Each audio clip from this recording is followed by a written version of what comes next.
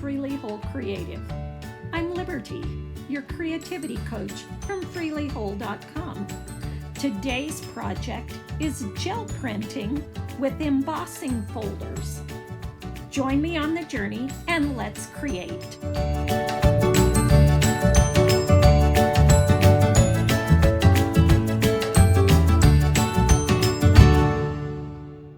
Today's project is gel printing on book pages. You will need book pages from any old book, just rip them out of an old book.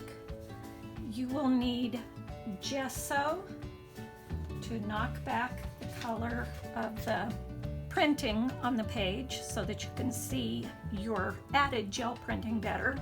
I use an old gift card to spread the gesso with. You will need Oxide inks, and I generally, for most of these, I used a lighter color or a lighter shade and a darker shade of two colors that went well together. You want colors that aren't complementary and won't form mud when you mix them. So a few Oxide inks. You will need a gel printing plate and a brayer, some embossing folders.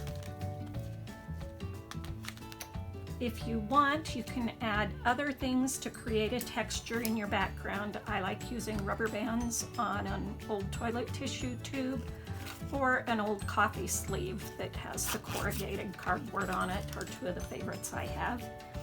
And then you'll need some water and a rag to clean things up. And that's it. So go grab your supplies and let's see where today's journey takes us. Gessoing the book pages to knock back the print on them is definitely the key to getting good gel prints with distress inks onto book pages. The contrast of the black and the book page itself without gessoing it is going to make it much harder to see your gel print and stenciling, but I really like the results that we get when we put the gesso on them first. As you can see, the way I add the gesso is just with a old gift card and then putting it aside to dry before we do our gel prints. Flatter your card, the more gesso you're going to leave, the more upright, the more you're going to scrape off. So just play with it until you find the right angle for getting the amount of coverage that you want over your pages. Once my gesso pages have dried, it is time to begin the actual gel printing. And so I take my lighter shade, and you want to use shades that'll blend together well, because remember, your distress inks are always water reactive. So you don't want something that's gonna create mud when you mix them together. So I roll my first color onto my plate. You can either take a straight print from this, or you can add some texture design into the background. Rubber bands around a toilet tissue tube is one of my favorite designs to do, so we'll start with that one. Take our page, gessoed side down, and rub it on the gel plate. And we've got our background. Now you can usually get 2 backgrounds per page, but your second one is going to be quite a bit lighter, as you'll notice here. I'm just going to do one for the time's sake right now. Wipe off your ink. My rag here is damp. And wipe off your roller, because remember the next color that you use is going to blend with that because they are water reactive. Okay, next step is I take my darker color and I put it on to the back side usually, because that's the side you want. The raised part is what you're going to see that's going to be colored. So take your ink pad and just lightly go over the top of your design there. And remember, this isn't going to be perfect because this isn't the same as stamping or embossing. Then we're going to press this design into the gel plate, just making sure that we've rubbed all over.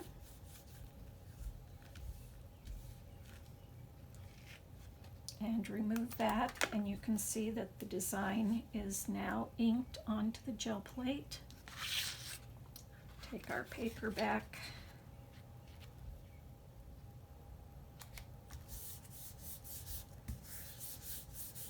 And press it in. And we've got our beautiful design. Like I said, you can probably get a second print that's lighter, but we're just going to move on.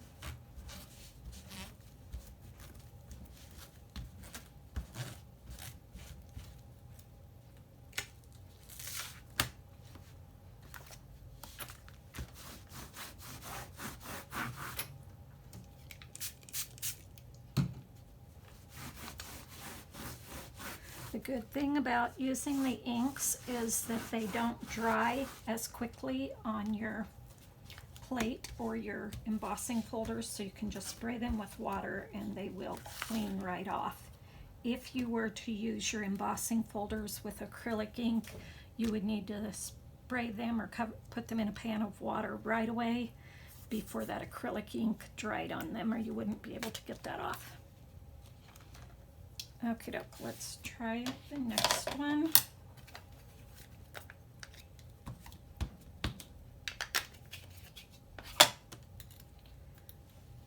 Put the lighter color on the plate, roll it in to spread it around, and you'll notice that it's doesn't look like you've got much of anything there, but you do.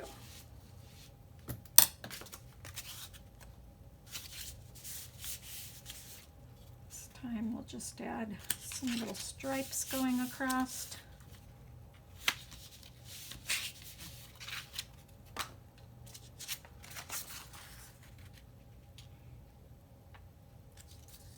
Press our page in and smooth it all over. And we've got our background.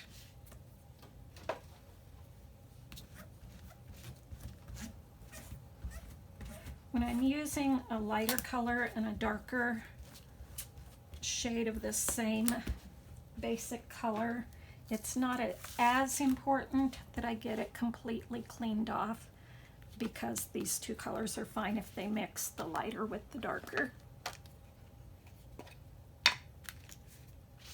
Again, ink up my design. And I'm going to press it into the plate. Now, another way you could do it is to just put your paper in and fold it over and press it. I feel like the gel plate does a better job, but you can do it the other way. Again, I'm not putting this through an embossing machine, my die cutter. Even when I do that, I just lay it in and close the folder and press it down. But I like the results that I get doing it this way better.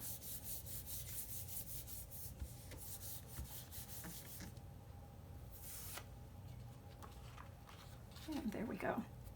And just to show you what a second print would be, as I said in my first post about this, the book pages with the print on them, a second print isn't going to show up as much, especially if you have not gessoed it. I'll show you the difference here. Here's one that was not gessoed first, and so your print is going to be really dark on that. But if you do your print on a plain piece of paper, you're going to get a much darker print. And you can certainly do your second printing, your ghost print, onto paper, and you've got a lovely design. And actually using your scrap paper helps to get this off before you.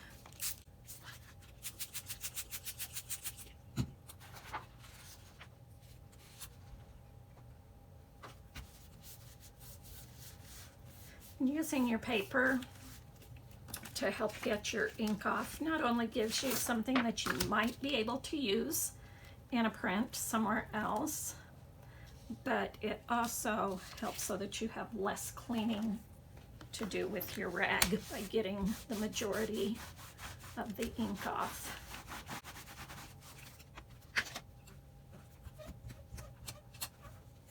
Okay, let's do one more.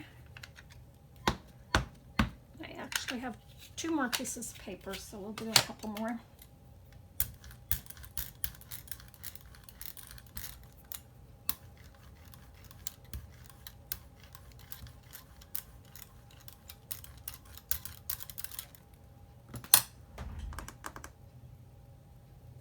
And let's use my little texture rule again on this one.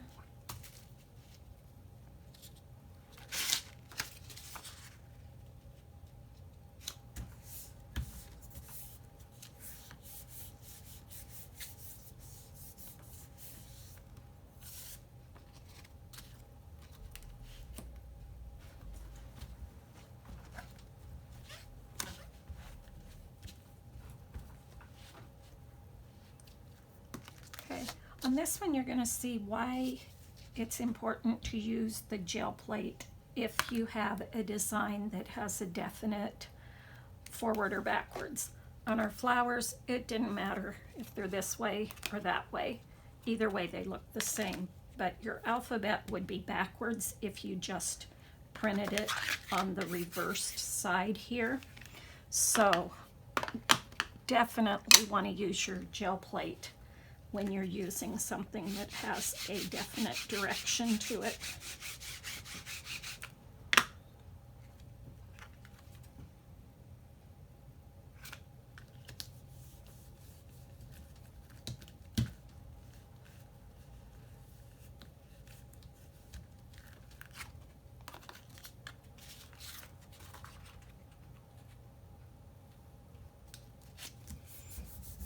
Press it in to transfer our embossing folder print, and there we go. I'll show you on the paper as I clean this off how it will come out.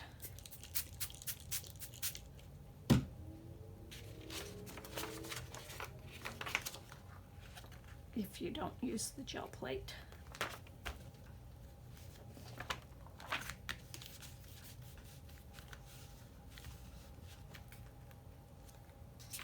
As you can see, everything is backwards.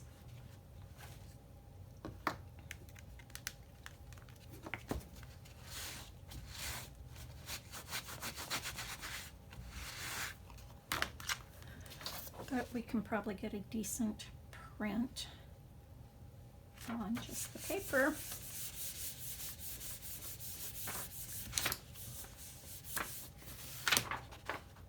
And there we have it.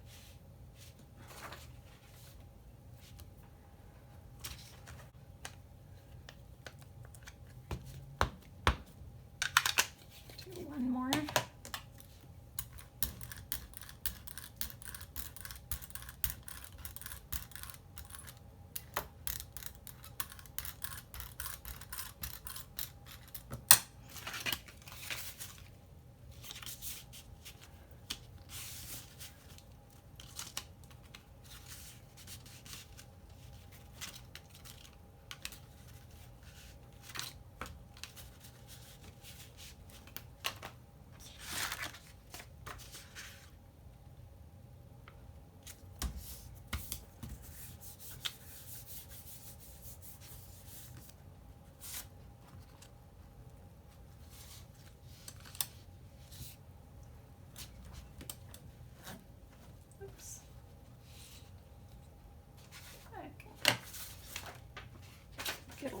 of that color onto the page before I wipe it off.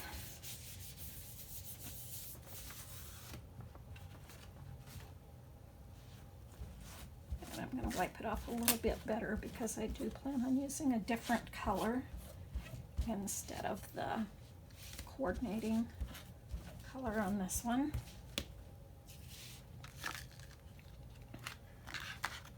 Again, my clock is something that's directional, so I need to use the gel plate instead of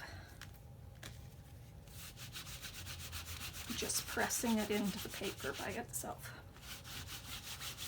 Now this design has some big open spaces, so I'm going to try to wipe those out a little bit. And when I push down, I'm going to try not to push those areas too much into the gel plate, or I will lose the precision of my design. So I'm just going around the edges of the things that I want to print and not the areas that I don't.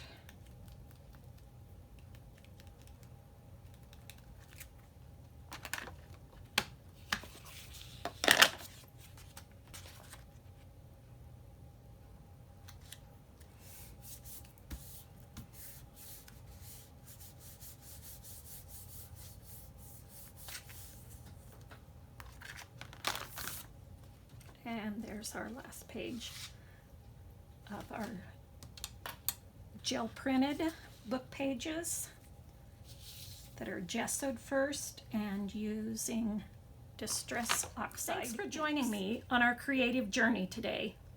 I hope you were inspired and that you'll try this and that you'll like, comment, and subscribe here and share this with your friends, as well as sharing your creations with us. We want to see your take on this. The links will be in the post below. Now, go make beauty from ashes, and may your life be freely whole.